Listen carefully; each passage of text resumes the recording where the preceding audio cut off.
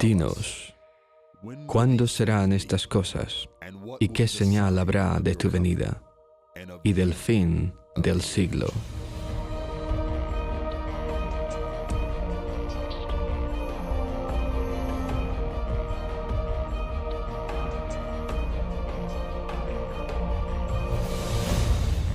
La profecía que estamos estudiando hoy es una de las profecías más críticas de la Biblia entera. Sin la comprensión correcta sobre esta profecía, es imposible agarrar realmente el alcance entero de las profecías que Dios nos ha dado. Esta profecía se titula El Santo Imperio Romano Renacido. Sucedió realmente el 3 de noviembre de 2009. Este era uno de los 5 cumplimientos proféticos más importantes de los 2000 años pasados, desde la crucifixión y la resurrección de Jesucristo. Una razón por la que esta profecía es tan absolutamente importante es porque el anticristo y el falso profeta ambos salen de este santo imperio romano renacido. Entonces, si adquirimos una comprensión del santo imperio romano, podemos saber qué es lo que realmente está sucediendo en nuestro mundo hoy en día. La profecía sobre el santo imperio romano renacido nos es dada 2 diversas veces en la Escritura. Una de las veces se la ha representado como una mujer montando sobre una bestia.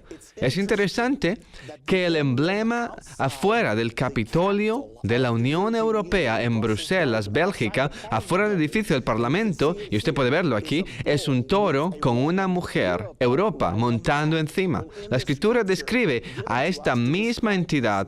Nos ha sido dada hace 2500 años a nosotros y está utilizando el mismo tipo de simbolismo, la mujer en la parte posterior de la bestia. No es nada menos que notable. La profecía se encuentra en Daniel capítulo 2, verso 31 al 45. Para que apreciemos esta profecía, necesitamos tomar un momento para mirar la escena. Esta era la época del cautiverio de Israel a los babilónicos. Esto sucedía porque Israel había pecado, el juicio de Dios era enviado al exilio por 70 años. Entre los primeros en entrar al exilio estaban Daniel y los 3 jóvenes hebreos. Daniel se hizo muy rápidamente uno de los consejeros espirituales de Nabucodonosor, el rey de Babilonia. Necesitamos entender que Babilonia gobernaba el mundo entero en su día. Promovieron inmediatamente a Daniel a una posición importante. El rey Nabucodonosor se fue a la cama una tarde y tuvo un sueño. Tras despertar la mañana siguiente, él recordaba que él había soñado un sueño y el sueño lo preocupó y sentía como que era un sueño importante. Pero él no podía recordar lo que él había soñado. ¿Nunca ha tenido usted esta experiencia? Es lo que le pasó a él. Sin embargo, el rey Nabucodonosor estaba acostumbrado a salirse con la suya y él pensó, he estado pagando a mis hombres sabios, les he alimentado cada día, están con nómina de pago, es hora que ganen su dinero. Entonces envió a buscar a los principales sabios y les dijo, tuve un sueño anoche. Y los sabios dijeron, ningún problema, usted simplemente nos dice el sueño, oh rey, y nosotros le diremos la interpretación. Nabucodonosor dijo, ese es el problema. No recuerdo lo que soñé. Quiero que ustedes me digan el sueño y lo que significa.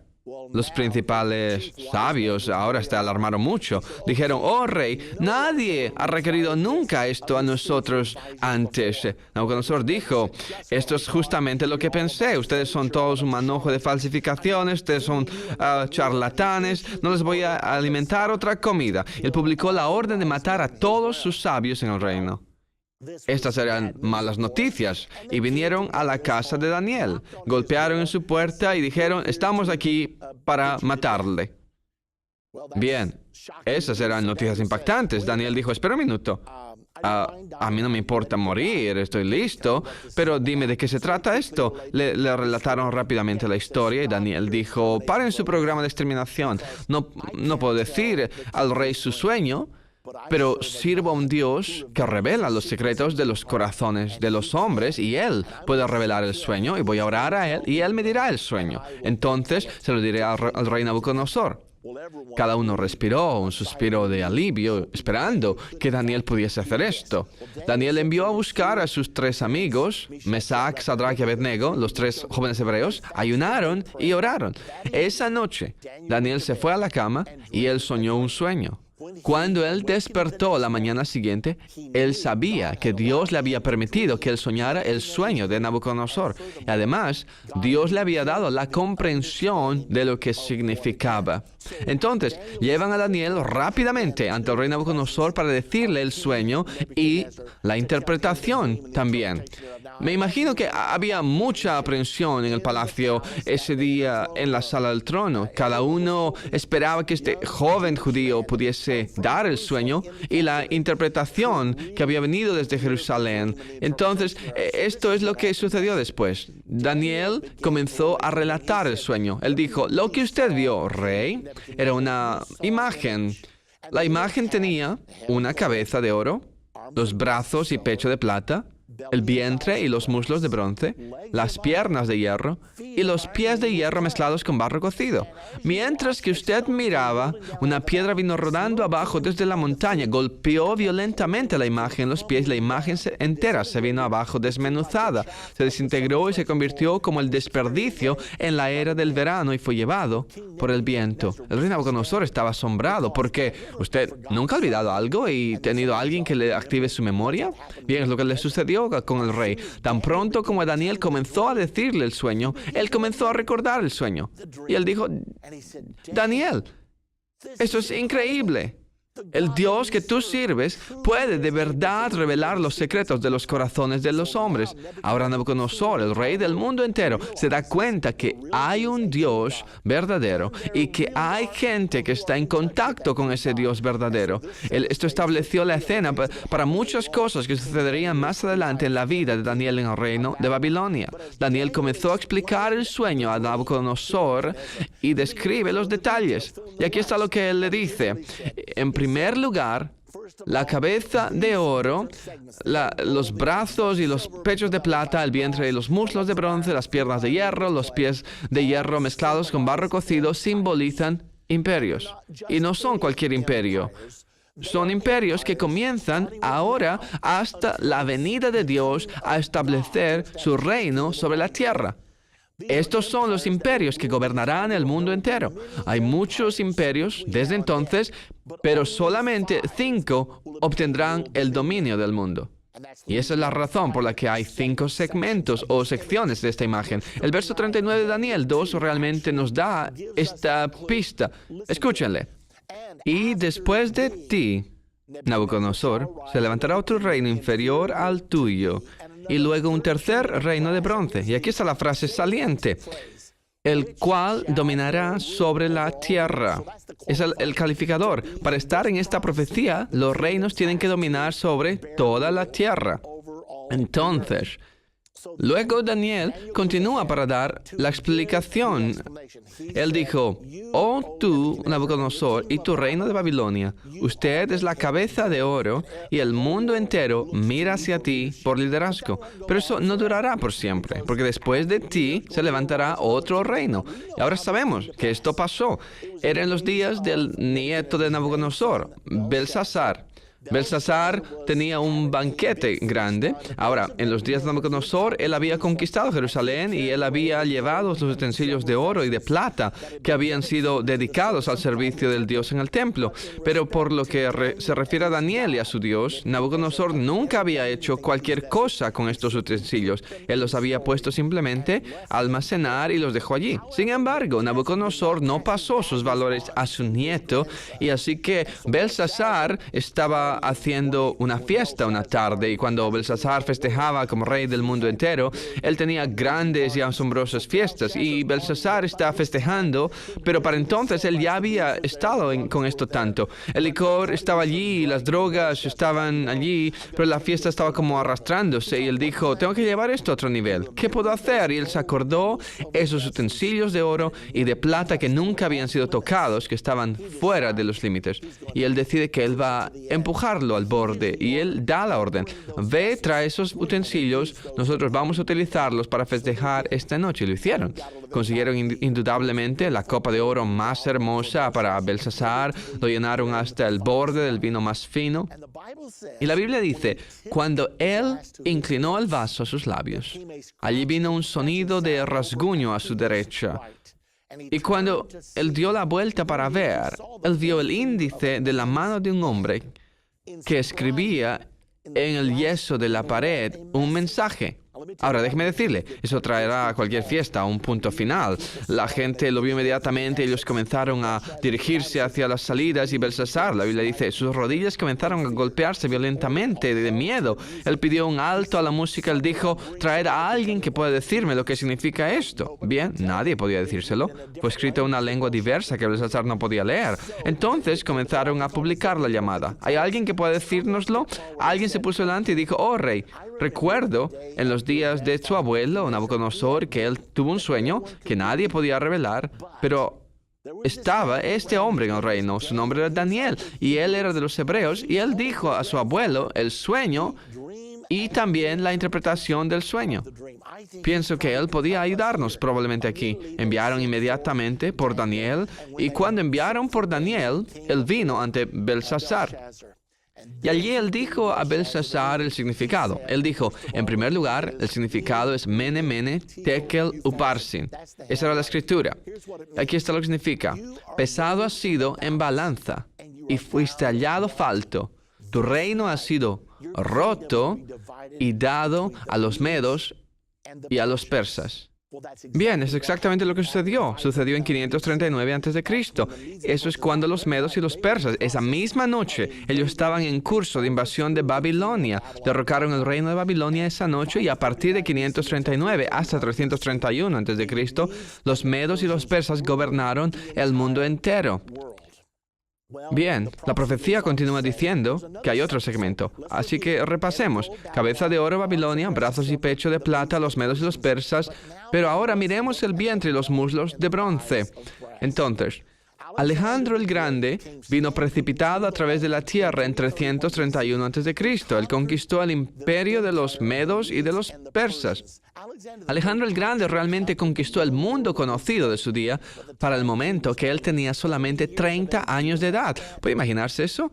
Y cuando él finalmente conquistó el último puesto avanzado de la resistencia, la historia nos dice que él se sentó y lloró, porque no había más mundos que conquistar, porque a él le encantaba la guerra más que cualquier cosa.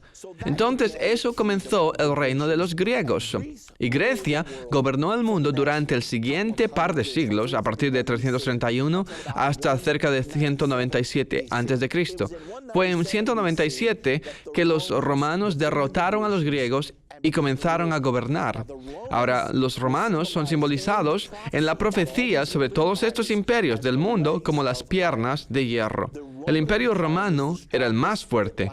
Él duró más tiempo, a partir de 197 a.C. hasta alrededor del 284 después de Cristo. Los romanos gobernaron el mundo entero. Eran los romanos que gobernaban el mundo durante la época de Jesucristo. Y es por eso que habían soldados romanos en la crucifixión de Jesús. Esas eran fuerzas de ocupación que estaban allí para hacer cumplir la voluntad del gobierno romano en el pueblo de Israel.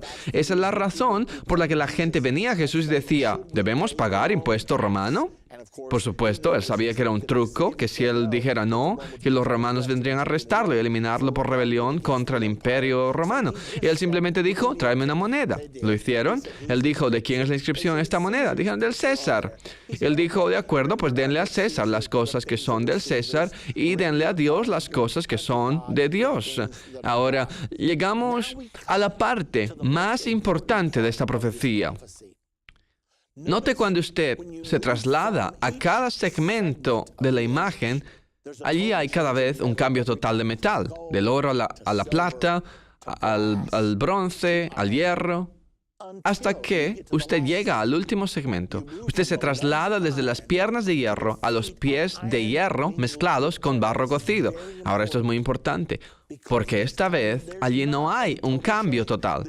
Esto nos ayuda realmente a entender lo que va a ser el último imperio. Porque el último imperio no va a ser el imperio romano, sino que va a estar relacionado con el imperio romano. Se guarda el elemento romano mientras que nos movemos a partir de 300 después de Cristo hasta finalmente 800 después de Cristo, porque fue en 800 después de Cristo que el Santo Imperio Romano nació. Ahora, el Imperio Romano y el Santo Imperio Romano no son el mismo imperio. El Imperio Romano era un imperio totalmente secular, pero el Santo Imperio Romano, como su nombre representa, debe ser una unión, una alianza de la Iglesia y el Estado, de la política y de la religión. El Santo Imperio Romano nació realmente en 800 después de Cristo, cuando el Papa León III colocó la corona en la cabeza de Carlomagno, anunciando que él ahora era el emperador de, mire esto, el Santo Imperio Romano. Entonces, cuando la Biblia representa los pies de hierro mezclados con el barro cocido, el hierro era el elemento romano, pero el barro cocido era el elemento religioso, se ensamblan juntos. Y eso es lo que sucedió el 25 de diciembre de 800 después de Cristo, cuando el Papa León III puso la corona en la cabeza de Carlomagno. Desde entonces, el Santo Imperio Romano gobernó el mundo, principalmente durante los 1000 años siguientes, y los líderes que gobernaron el Santo Imperio Romano eran siempre en un liderazgo dual, siempre el líder político de Europa y el líder espiritual cada vez de Italia. Era una combinación del líder político y del líder espiritual. Y por supuesto, el líder espiritual era siempre el Papa de la Iglesia Católica Romana, del Vaticano. Entonces, está representando el Santo Imperio Romano. ¿Nota usted cómo el hierro ahora se transporta del Imperio Romano al Santo Imperio Romano? Y ese imperio continuó por los 1000 años próximos aproximadamente. Ahora, en la profecía del capítulo 2 de Daniel, dice en última instancia que esta piedra viene rodando desde la montaña y golpea violentamente a la imagen en los pies. Eso es una penetración crítica, porque nos dice, la piedra que viene de la montaña representa la llegada al reino de Dios, y Él va a venir a destruir a todos los gobiernos de los hombres. Muchos lugares en la Escritura nos enseñan que se permitirá a la humanidad gobernarse hasta la época del reino de Dios.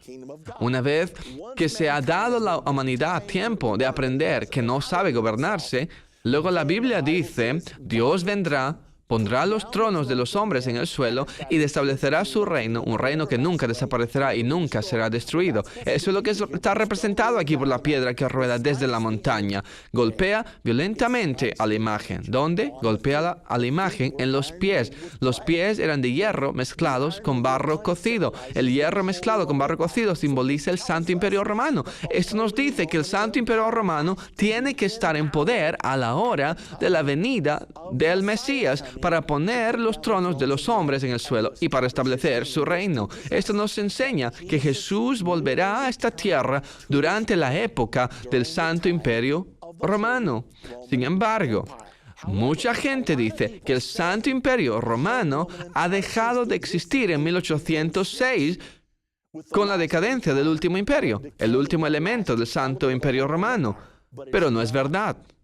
Usted y yo hemos mirado el renacimiento del Santo Imperio Romano durante los últimos 50 años y la mayoría de la gente incluso no sabía lo que veía. Pero vamos a entenderlo a medida que continuamos en esta lección. Note lo que dice el verso 44 del capítulo 2 de Daniel. Indica allí, después de hablar de los pies y de los dedos del pie de la imagen, y dice, y en los días de estos reyes, el Dios del cielo levantará un reino que no será destruido. ¿En los días de qué reyes? Dice esto en el verso 44. Bien, está hablando de los días de los reyes simbolizados por los dedos del pie, los 10. Los 10 dedos del pie son la última parte de esta estructura del gobierno del mundo entero, desde 600 a.C. hasta la segunda venida de Jesucristo a esta tierra para establecer su reino. Se ha enseñado acerca de los 10 reyes que estarán en coalición y apoyarán al anticristo en el tiempo del fin, cuando Jesucristo vuelva a la tierra. Ahora la pregunta es, ¿estoy afirmando simplemente esto o hay verdad bíblica que ese de hecho es la interpretación de esta profecía? Vayamos a otro lugar en la Escritura para conseguir la prueba absoluta que esto es verdad. En el capítulo 17 de Apocalipsis, verso número 12, allí hay otra profecía de la segunda venida de Jesucristo. Solamente aquí se representa la alianza del 10 reyes que apoyará al anticristo como 10 cuernos en vez de 10 dedos del pie. Los 10 dedos del pie de Daniel 2, verso 44, son exactamente la misma cosa que los 10 cuernos. Simbolizan la última unión de 10 naciones que dará su apoyo a la persona que gobernará el gobierno mundial del tiempo del fin, justo antes de la segunda venida de Jesucristo. Esa persona, por supuesto, es el anticristo. Veamos el pasaje en Apocalipsis 17. Y los 10 cuernos que has visto son 10 reyes que aún no han recibido reino, pero por una hora recibirán autoridad como reyes juntamente con la bestia. La bestia aquí es el gobierno mundial del tiempo del fin y el anticristo. Es el líder del mundo que gobernará en el gobierno mundial del tiempo del fin. Estos 10 reyes reciben poder como reyes una hora con el anticristo. ¿Qué significa literalmente 60 segundos cuando dice una hora? Claro que no. Es una figura de discurso. Está diciendo porque por un segmento muy corto de tiempo, estos 10 reyes recibirán poder por un corto periodo de tiempo. Estos tienen un mismo propósito y darán su poder y su fuerza a la bestia. Podemos ver ya lo que significa cuando dice un mismo propósito. Como hoy oímos a mucha gente hablar de la comunidad internacional. Dice, Irán debe hacer esto o alguien otro debe hacer esto otro, porque ahora no ha sido establecida ya una mente común. Esa es la manera que esto va a funcionar, solo que va a llegar a ser cada vez más y más pronunciado a medida que nos acercamos más a la segunda venida. Entonces tienen una mente y dan su poder voluntariamente y su fuerza al director mundial del tiempo del fin, al que conocemos como el anticristo. Sin embargo, continúa diciendo en el verso 14 de Apocalipsis 17 que estos 10 reyes harán guerra contra el Cordero. Ahora, ¿quién es el Cordero? Todos conocemos la respuesta. Jesucristo es el Cordero de Dios que quita el pecado del mundo. Entonces, cuando Jesucristo viene a establecer su reino, estos 10 reyes, en alianza con el anticristo, realmente van a luchar contra Jesucristo en el tiempo de su venida. Pelearán contra el Cordero, Jesucristo. ¿Usted recuerda que dijo Juan el Bautista cuando Jesucristo vino a escena para ser bautizado? Recuerda que Juan lo miró hacia arriba y lo vio viniendo y dijo, he aquí el Cordero de Dios que quita los pecados del mundo. Entonces, Jesús es el Cordero y cuando Él vuelva, realmente van a resistirlo. Y la Biblia dice, y el Cordero los vencerá porque Él es Señor de señores y Rey de reyes. Y los que están con Él son llamados y elegidos y fieles. Ahora, cuando vuelva Jesús, para entonces lo habremos recibido en el aire y la gente que es parte de la iglesia de Jesucristo, los nacidos de nuevo, serán arrebatados para reunirse con el Señor en el aire. Nos iremos con Él. Él va a descender al Monte de los Olivos en Jerusalén para la batalla de Armagedón. Y aquí es donde los imperios del mundo van a resistir a Jesucristo.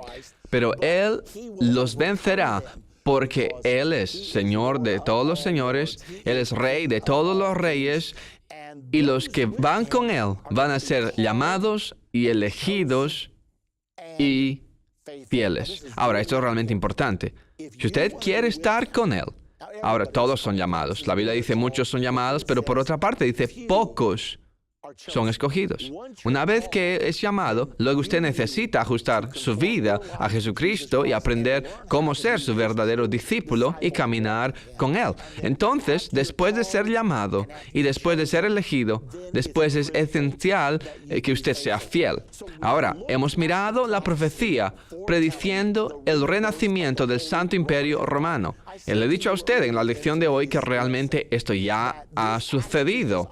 Y en el segmento siguiente de fin del siglo, usted realmente va a ver los detalles de cómo se ha cumplido esta profecía.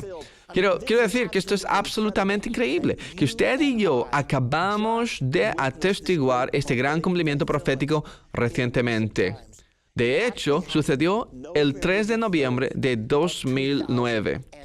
Uno de los 5 cumplimientos proféticos más grandes de los 2000 años pasados. Y usted sabe, la cosa asombrosa es que la mayor parte del mundo incluso ni sabía que sucedió, no sabían que ocurrió una de las profecías más importantes de la Biblia.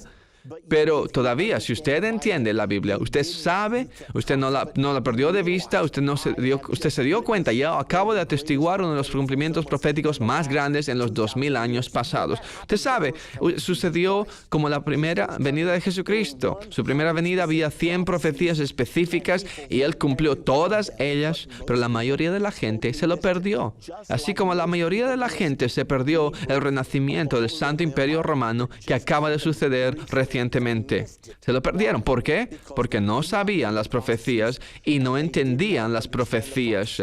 Entonces, en resumen, ¿qué es importante para que recordemos sobre esta profecía del Santo Imperio Romano? Los pies de hierro se mezclan con el barro cocido. Es crítico que sepamos que habrán 2 líderes de este Santo Imperio Romano. Siempre ha habido un líder político y un líder espiritual. Y en el segmento siguiente usted está entrando a descubrir que habrá nuevamente un líder espiritual y un líder político. Solamente que, según la profecía, el líder político será el anticristo y el líder espiritual será el falso profeta. Es tan importante que nos demos cuenta. En el segmento pasado de Fin del Siglo, estudiamos la profecía del capítulo 2 de Daniel sobre el Santo Imperio Romano. Y probamos que Jesucristo volverá a la tierra durante el reinado del Santo Imperio Romano y que el anticristo y el falso profeta, de hecho, vienen de este Santo Imperio Romano renacido. Ahora, afirmamos en el segmento pasado que esto ha sucedido ya y que el Santo Imperio Romano ha renacido ahora. Queremos explicarlo entonces. Aquí está lo que sucedió referente al renacimiento del Santo Imperio Romano. Después de la Segunda Guerra Mundial, los imperios de Europa yacen en cenizas debido al pillaje de la Alemania nazi y de la Segunda Guerra Mundial. Gran Bretaña, Alemania, Francia, Italia, todas las grandes potencias de Europa fueron reducidas a escombros. Estas eran las viejas potencias tradicionales que gobernaban el mundo. Sin embargo, no quisieron quedarse fuera de la ecuación de potencia del mundo venidero. Había 2 superpotencias nucleares emergentes, la Unión Soviética y los Estados Unidos de América. Winston Churchill previó que allí tenía que haber una realineación radical o de lo contrario Europa llegaría a convertirse en algo irrelevante. Él realmente propuso un discurso poco después de que acabara la Segunda Guerra Mundial que se establecerían los Estados Unidos de Europa. Él dijo, en este día de superpotencia nuclear se requiere 200 millones de personas para tener la base de población y recursos económicos para jugar a la pelota en el día de las superpotencias nucleares. Él dijo, olvidamos nuestras diferencias y las unificamos como una Europa, creando los Estados Unidos de Europa. Él utilizó realmente ese término. O bien, toda la potencia se moverá a la Unión Soviética y a los Estados Unidos de América. Bien, los viejos y orgullosos estados de Europa fueron utilizados para jugar el papel fundamental en asuntos internacionales y ellos no quisieron ser puestos a un lado en la historia, por lo tanto, tomaron una decisión. En 1957 había un tratado firmado llamado el Tratado de Roma. Crearon, con la firma del Tratado de Roma, lo que se llamó el mercado común. La primera meta era unión económica, pero ese no era el fin del objetivo. Los líderes sabían que la unión económica tenía que venir primero, pero la unión política seguramente seguiría, porque una vez que usted ensambla entidades económicamente, tienen que aprobar leyes para controlar y regular su interacción. Y en última instancia, usted construiría un cuerpo de leyes que se convertirían en una unión política, así como una unión económica. Entonces, esto fue puesto en movimiento por 6 naciones. Firmaron el Tratado de Roma en 1957. Muchas otras naciones de Europa dudaron que funcionara, así que se sentaron en las líneas laterales. Sin embargo, funcionó mejor de lo que la mayoría de la gente pensó que podría. La otra gente se alineó rápidamente para acoplarse a este mercado común. Ella comenzó con 6, después 9, 10, luego habían 12 y después habían 15. Antes de 1992, todas las barreras económicas estaban abajo. Así que usted podría recoger las cosechas en Alemania y venderlas en Francia, así como usted lo puede hacer en Indiana y venderlas en Illinois. Todas las tasas o tarifas, todas las barreras económicas se habían ido antes de 1992 y algunas personas dijeron éxito. Pero los verdaderos líderes dijeron no, es solamente la fase 1. Convocaron inmediatamente otra reunión en Maastricht, Holanda, y formaron un nuevo tratado llamado el Tratado de Maastricht. La meta de este tratado era ir de la unión económica a la unión política. Para 1999, ellos tenían su moneda común, el euro. Usted está familiarizado con el euro. Para 2004, la Unión Europea se amplió a 25 Estados miembros. Y estamos hablando de 25 naciones que ahora han combinado sus economías, más muchas de ellas se han librado de su moneda y adoptaron la moneda común de Europa, el euro. Y antes de 2007, había 27 naciones miembros en lo que se conocería como la Unión Europea. No era ya el mercado común porque esa fase había terminado. Ahora tomaron sobre sí mismos el nombre de Unión Europea. Para 2007 eran el poder económico número 1 del mundo. Tenían 500 millones de personas de población como la fuerza económica más grande en la faz del planeta. Aquí era donde estaban en ese punto. Pero la misión todavía no había terminado. Queremos detenernos brevemente ahora para hacer esta pregunta, porque pinté un panorama aquí que estoy pidiendo que usted creyera que la Unión Europea era realmente el renacimiento profetizado del Santo Imperio Romano, del cual pronto emergerán el anticristo y el falso profeta. ¿Eso es realmente verdad o estoy simplemente leyendo algo aquí que no está allí? Bien, ellos decidieron que comenzarían a imprimir el dinero. El primer dinero fue impreso en 1987, una moneda llamada el ECU, Unidad Monetaria Europea. Y cuando decidieron imprimir su primer dinero, como la Unión Europea, buscaban la imagen de alguien que transportaría realmente el significado de lo que estaba pasando. ¿Puede usted adivinar la imagen de quién eligieron para simbolizar lo que ocurría realmente? Aquí está una copia de la moneda. Usted puede verlo por usted mismo. Pusieron la imagen de Carlomagno. Recuerde, él fue el primer emperador del Santo Imperio Romano. El Papa León III colocó la corona en su cabeza en el día de Navidad, el 25 de diciembre de 800 después de Cristo. Decidieron poner su imagen en su primera moneda. ¿Era porque ellos entendían que presidían realmente el renacimiento del Santo Imperio Romano? Será mejor que usted lo crea. Esa no es la única prueba que tenemos, porque decidieron sobre este tiempo que concederían anualmente un premio para la persona estadista en el mundo que haya hecho más ese año para promover la unificación europea, la realización del sueño de sus Estados Unidos de Europa. Buscaban un nombre para este premio para la unificación europea. ¿Puede usted adivinar lo que decidieron que el premio debería ser llamado? Bien, aquí está. Es el premio Carlomagno. Es otorgado cada año. Ahora usted puede ver un cuadro del presidente Clinton. Él recibió el premio Carlomagno en el año 2000. ¿Por qué? Porque había un problema con Yugoslavia.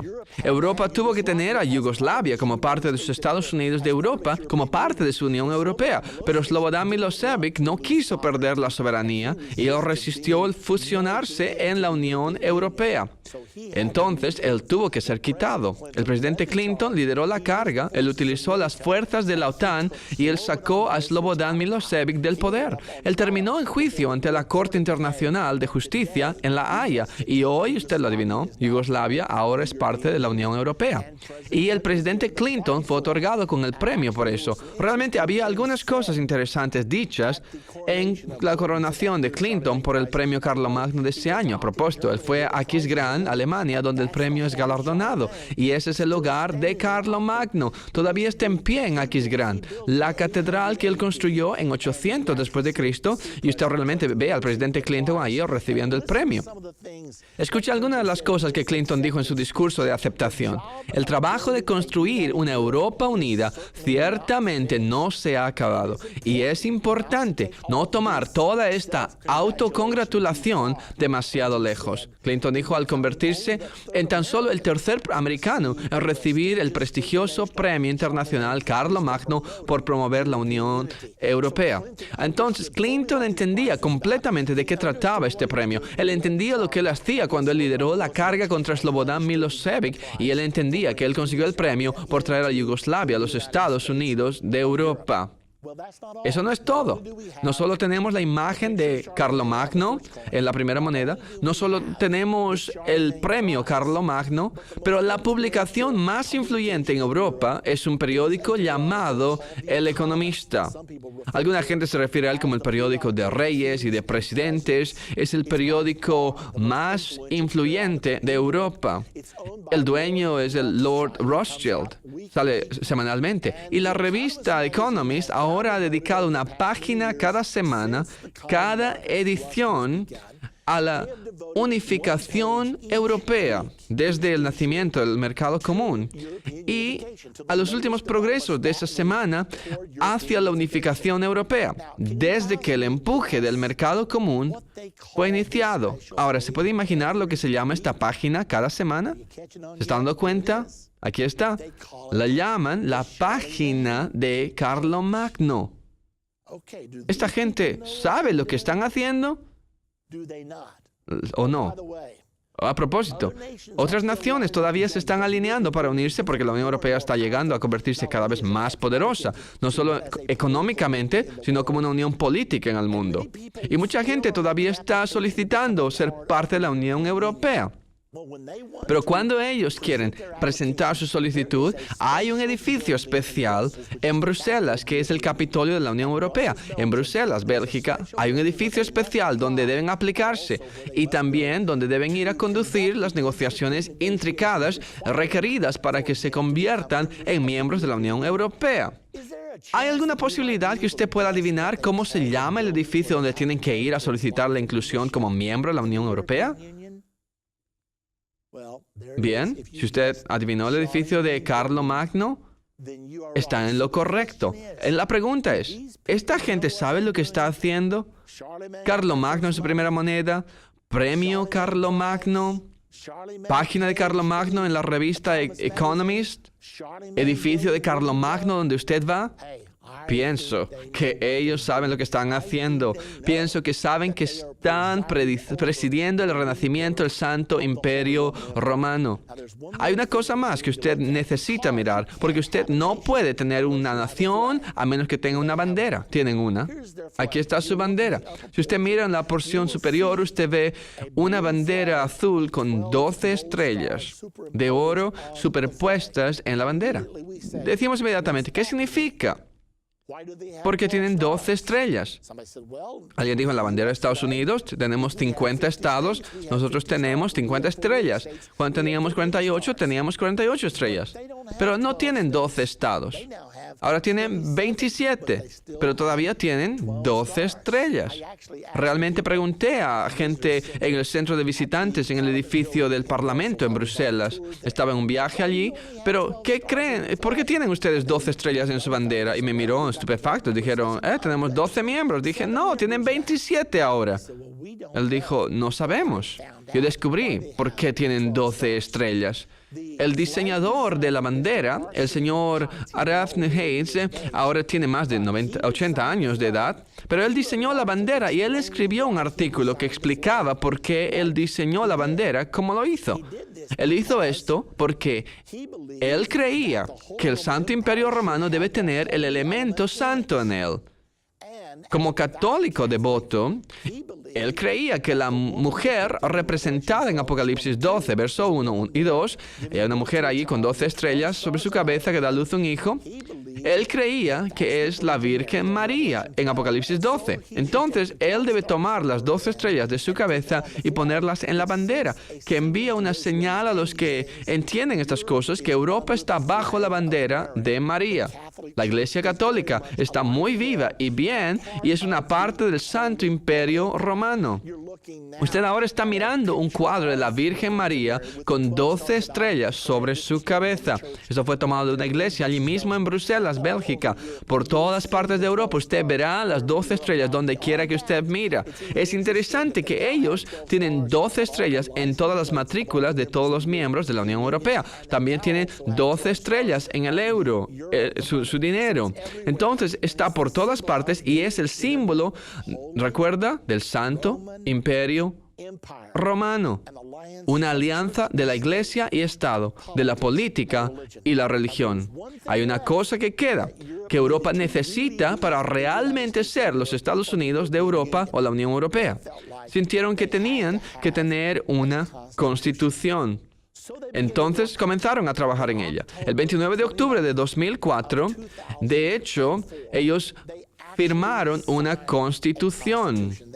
Se reunieron en la misma sala donde el Tratado de Roma fue firmado para fundar el mercado común en 1957. Había 25 en ese entonces. Todos ellos firmaron la Constitución. Sin embargo, había un problema real porque todas las naciones participantes, los 25 de ellos, tuvieron que tener un voto de toda su gente. Y toda su gente tuvo que convenir esta nueva constitución. ¿Puede usted imaginarse intentar conseguir un acuerdo unánime entre 25 naciones? Era casi imposible. Era imposible. Porque en 2005, Francia celebró su referéndum y los franceses votaron en contra porque ellos sabían que esto iba a significar el final de la soberanía francesa. Pronto después de eso, la población de Holanda votaron en contra. Entonces, Europa fue enviada a 2 años de nueva valoración. ¿Qué hacemos ahora? Pensamos que casi alcanzamos nuestro sueño de los Estados Unidos de Europa. Hemos trabajado en esto desde la Segunda Guerra Mundial. Hemos estado trabajando en esto desde la fundación del Santo Imperio Romano en 1957. Ahora parece que todo se ha desmenuzado debido a la miopía de la gente francesa y de la gente holandesa. Entonces ellos se reunieron y pensaron, ¿qué podemos hacer? Sin embargo, usted sabe cuán inventivos a veces pueden ser los políticos. Algunos de los políticos dijeron, ¿saben? No todo está perdido. Probablemente nunca conseguiremos bastantes votos para que cada nación la apruebe. Pero hay otra salida del callejón sin salida.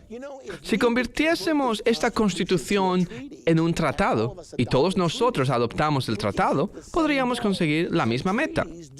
Los tratados no requieren un referéndum entre toda la gente.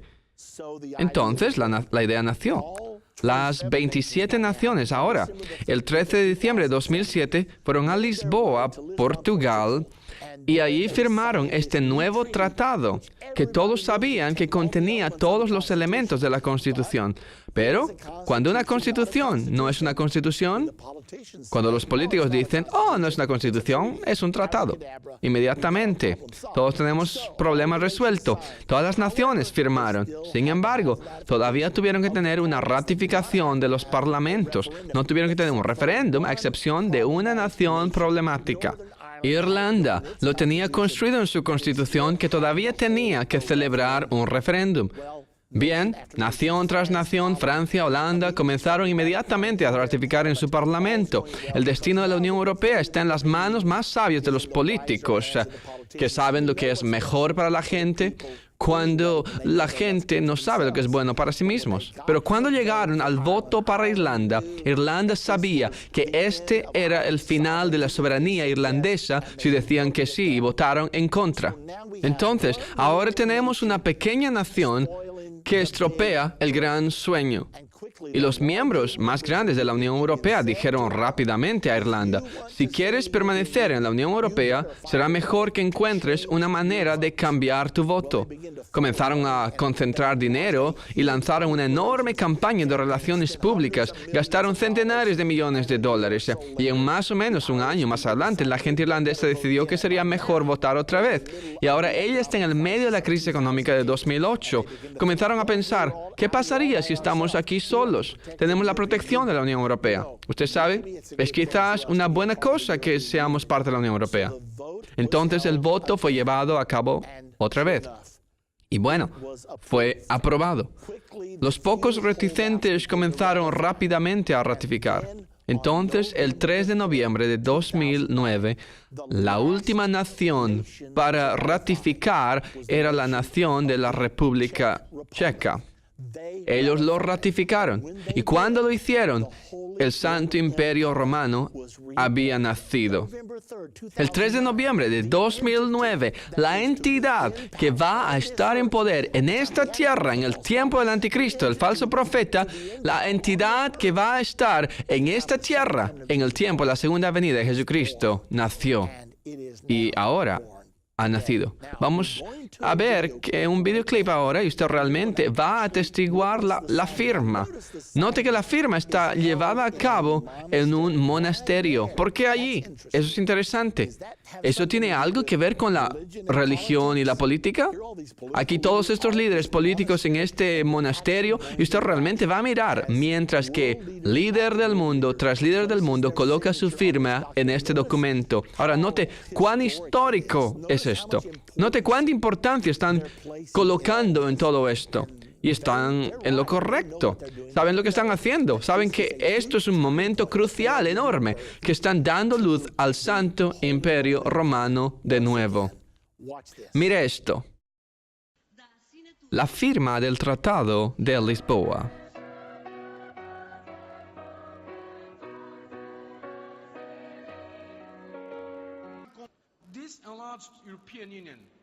Esto lanzó la Unión Europea.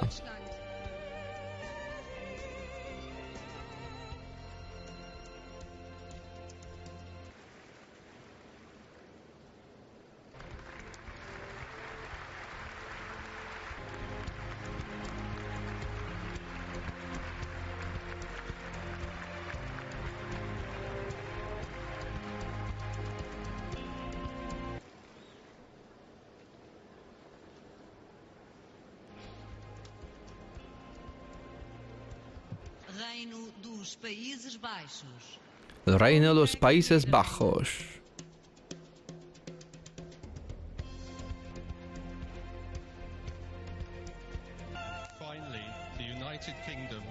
Finalmente, el Reino Unido de Gran Bretaña e Irlanda del Norte.